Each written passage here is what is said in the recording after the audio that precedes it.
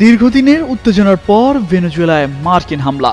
এরপরই ভেনেজুয়েলার president Nicolas Maduro ও তার স্ত্রী সিলিয়া ফ্লোরেসকে আটক করে নিউ ইয়র্কে নিয়ে যায় মার্কিন বাহিনী।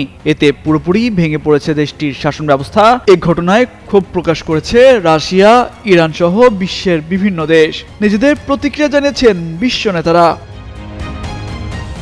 শনিবার ভোরে দক্ষিণ আমেরিকার দেশটিতে আক্রমণ চালায় যুক্তরাষ্ট্র। নিজের মালিকানাধীন সামাজিক যোগাযোগ মাধ্যম ট্রুথ সোশ্যালে দেওয়া এক পোস্টে ট্রাম্প দাবি করেন, এই অভিযানের পর মাদুরো ও তার স্ত্রীকে আটক করে বিমানে দেশের বাইরে নিয়ে যাওয়া হয়েছে। এই অভিযান যুক্তরাষ্ট্রের আইন শৃঙ্খলা রক্ষাকারী বাহিনীর সহযোগিতায় পরিচালনা করা হয়েছে।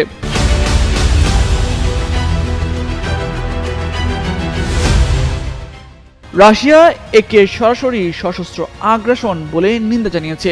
দেশটির পররাষ্ট্র মন্ত্রণালয় এক বিবৃতিতে বলছে, সকালে যুক্তরাষ্ট্রের ভেনেজুয়েলার বিরুদ্ধে সশস্ত্র আগ্রাসন চালিয়েছে। এটি উদ্বেগজনক এবং নিন্দনীয়। শনিবার দেওয়া বিবৃতিতে বলা হয়, এই হামলাকে ন্যায্যতা দিতে যে অজুহাত দেখানো হয়েছে তা গ্রহণযোগ্য নয়। ভেনেজুয়েলার দীর্ঘদিনের মিত্র ইরান এবং কিউবা এই হামলাকে আন্তর্জাতিক আইনের লঙ্ঘন বলে দাবি করেছে। কিউবার প্রেসিডেন্ট মিগেল দিয়াস কানেল সামাজিক যোগাযোগ মাধ্যমে তীব্র ভাষায় যুক্তরাষ্ট্রের নিন্দা জানান। তিনি ওয়াশিংটনের বিরুদ্ধে ভেনেজুয়েলায় অপরাধমূলক হামলা চালানোর অভিযোগ তুলে জরুরি আন্তর্জাতিক প্রতিক্রিয়ার আহ্বান জানান।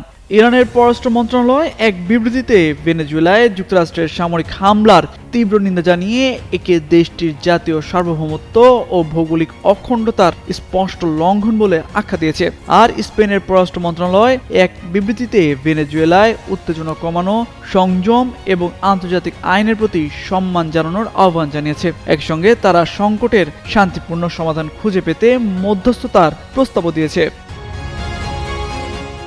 আর এই ঘটনার পর সীমান্তে সেনা মোতায়েন করেছে কলম্বিয়া। দেশটির প্রেসিডেন্ট গুস্তাভো পেত্রো এক্সে ধারাবাহিক পোস্টে লিখেন, সারা বিশ্বকে সতর্ক করা হচ্ছে, ভেনেজুয়েলায় হামলা চালানো হয়েছে। শান্তি, আন্তর্জাতিক আইনের প্রতি শ্রদ্ধা এবং জীবন ও মানবিক মর্যাদার সুরক্ষা সব ধরনের সশস্ত্র সংঘাতের ঊর্ধ্বে থাকা উচিত বলে মনে করেন তিনি। তামজিদ মির্জা, যুগান্তর নিউজ।